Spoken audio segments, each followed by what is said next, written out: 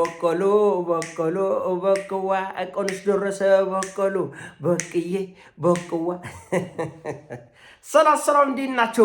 በያላችሁበት ነገር ሰላም ነው። አሸይን አንድ ያላችሁ ሙኝላችሁ አልበሽስ ጎንዶል ወደች ላይክ እና ሼር እያደረጋችሁ ሐሳቦቻችን ለብዙዎች ቸኮብሎ ለዚህን ኮልቪ አመሰግናችኋለሁ።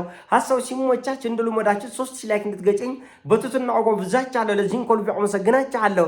ዛሬ ሚዛናችን ይዘላችሁ መጣ ነው መረጃ በጧት ተናግሮ የነበር ህዝባችን እንደ ዶሮ የበተንክለትን ሲለቅም ነው የሚውለው አላልኩም እንዴ? ጧቱ ነው። ፖለቲከኞቻችን ጠንቅቀው ነው የሚያውቋቸው። የሚዲያ እነዚህ ትክታከራች የተባረች የህዝቡን ስነ ልቦና ጠንቅቀው በልተዋል እና ቀድሟቸው ሂደዋል። ህዝቡን እንደ መጫወቻ ሞቀለጃ አድርገዋል። ሞቀለጃ አንሴዶ ህዝቡን ሞቀለጃ አድርገዋል። ህዝቡ እሱ እንደ ጅል ያለ፣ እሱ ደግሞ ህዝቡን እንደ ጅል ያለ። እሱ በህዝቡ ላይ ይቀልዳል፣ ህዝቡ ደግሞ እሱ ላይ የሚቀልድ እሱ ላይ የሚያፈዝ ይመስለዋል። እና አልተገናኝተው መንገዳችን አልተገናኝተው ወገኖቼ። ልጆ ገንዘብ ነው የሚሰራው። ጠዋት ምን አልካቸው? ሌላ አይኑን በጨው አጥቦ ሌላ ማስታወቂያ ይሰራል፣ ሌላ ሚሊዮኖች ይሰራል፣ ሌላ ገንዘብ ነው የሚሰራው። ምክንያቱም ምንም አያመጣም። ህዝቡ ድራማ ብትሰራበት፣ ብትቀልድበት፣ ብታሾፍበት ምንም አያመጣም ብሎ ነው የሚያስበው አብዛኛው የሚዲያ ሰው፣ አብዛኛው ፖለቲከኛ፣ አብዛኛው ነገር ምንም አያመጣም። በእርግጥም እስካሁንም ምንም ሲያመጣ አላየንም። እውነቱ ለመነጋገር እስካሁንም ምንም ሲያመጣ ሴዶ ማታ ከዛ ሽንፎት በኋላ ብቅ ብሎ አይኑን ገልጦ ህዝብ ፊት ይቆማል ያለ ሰው የለም። እኛ ግን እናውቃለን ምን እንደሚሰሩ። ይኸው አሁን ምን እንዳደረገ ተመልከቱት።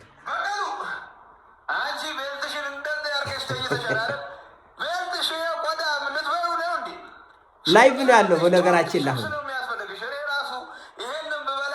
ሞቆለጃ አድርገውታል ህዝቡን እኮ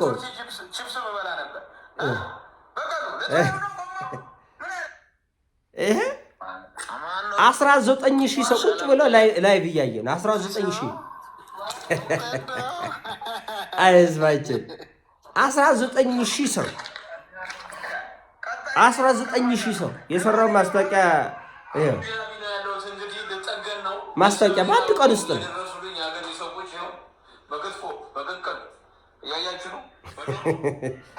እና ይሄው እንደናችሁ እንግዲህ አሁን ያው ከሀገር ልንወጣ ነው። ምክንያቱም ሴዶ የተሸነፈው ቴምፐኒ ሽቶ ባለመቀባቱ ምክንያት ነው። አሁን ሄደን ከዱባይ እናመጣለን። ቀጣይ ሪማች ላይ ደግሞ ቴምፐኒ ሽቶ ተቀብቶ ቀጣይ ሪማች ላይ ይገባል። ሴዶ ምትለ ነገር አለ። ህዝባችን ማላገጫ ነው ስንል በምክንያት ነው። የሚጎርመው 190,000 ላይክ 200,000 ላይክ 180,000 ላይክ አለ። ይሄ አሁን ይሄ 157,000 ላይክ ነው ያለው።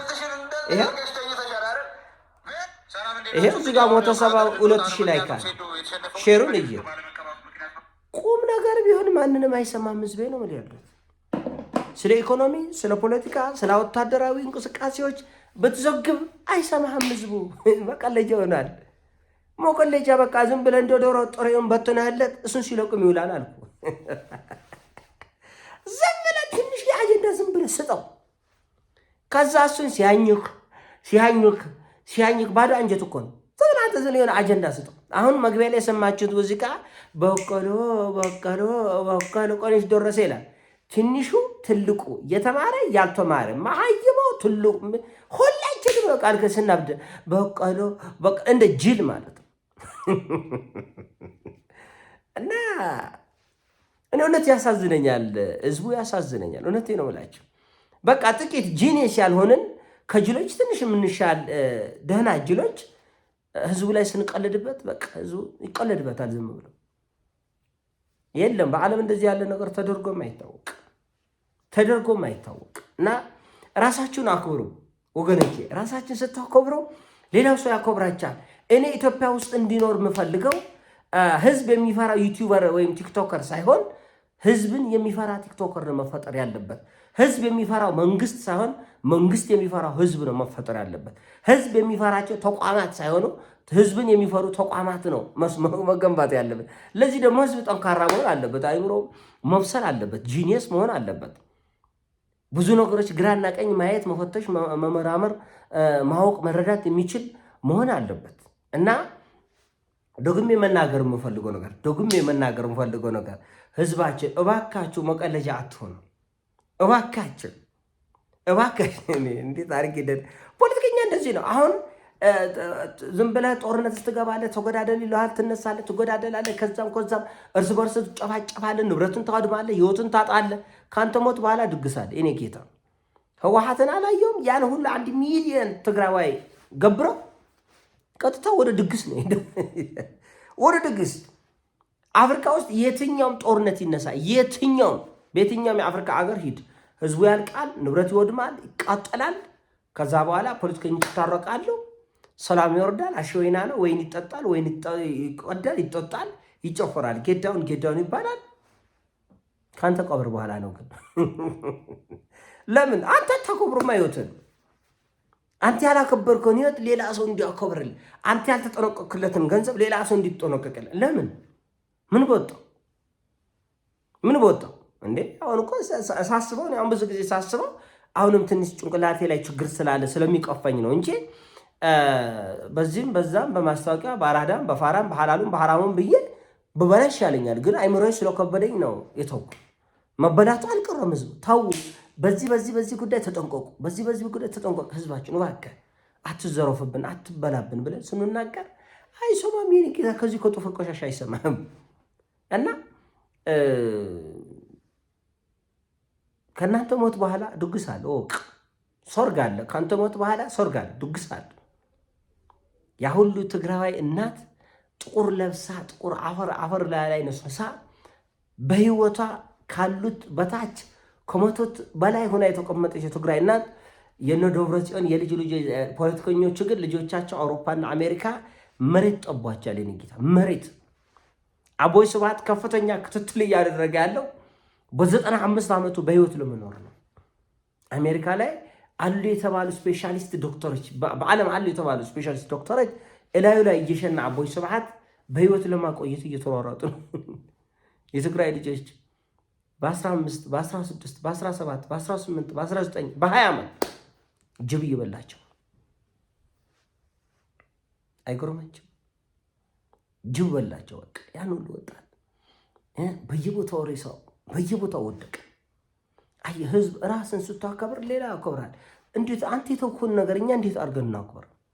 ህዝብ ራሱ እንዲከበር ማድረግ አለበት፣ እንዲፈራ መሆን አለበት። ህዝቡ አንድነት ያለው ጠንካራ ህዝብ ያስፈልጋል። ጭንቅላቱ ቀደም ብሎ የሚሄድ እኔ ዩቲዩበር ነኝ 1 ሚሊዮን ተከታይ ሰው ምን 1 ሚሊዮን ከየትም ተለቃቅሞ እኮ 1 ሚሊዮን ተከታይ ሊኖር ይችላል። ያ የኔ ጭንቅላት መለኪያ አይደለም። 100,000 ተከታይ ያለው 2 ሚሊዮን ተከታይ ምን ሰርቶ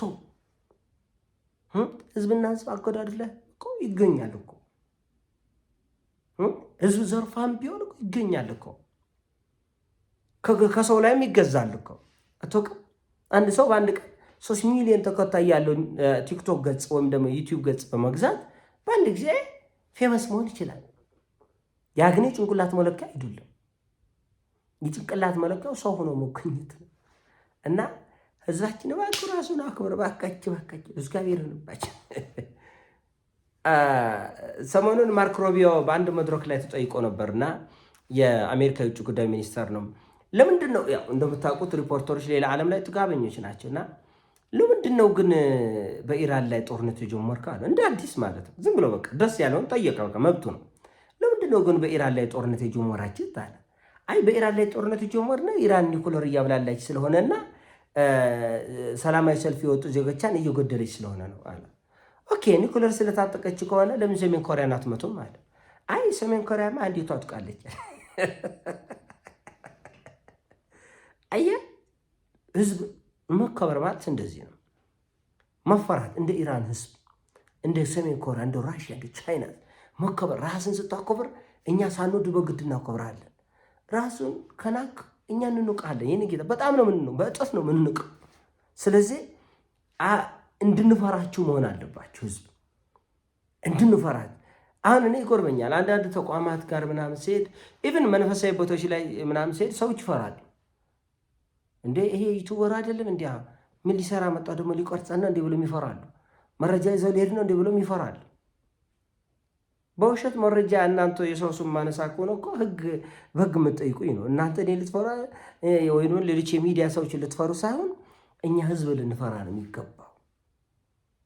እና ለእናንተ የምናቀርበው ነገር የተጠና የታወቀ የተረዳ መሆን አለበት። እባካችን ጫን በሉን፣ ትንሽ ቆንጠጥ አድርጎ እባካችን። እኛ ነው የቆንጠጥ ናቸው ያለና ይህ ነገር ቢታረም ደስ ይለኛል። ይህን ሀሳብ ሲሞቻችን ላይ አድርገው ሼር አድርገው ወዳችኋለሁ። ፒስ